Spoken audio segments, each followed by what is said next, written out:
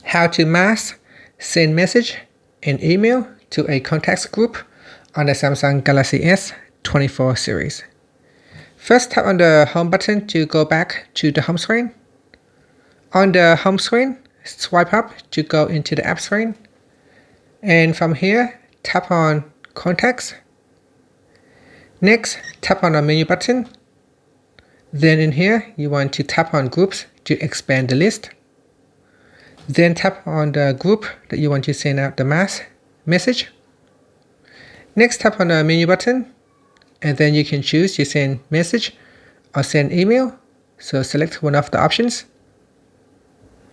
Then in here, if you are selecting send message, put in the message. Then tap on send. So tap on the send button, and this will allow you to send a mass text.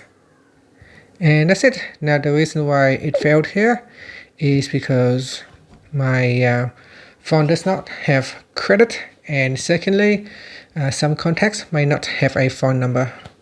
And that's it. Finally, you can tap on the home button to go back to the home screen.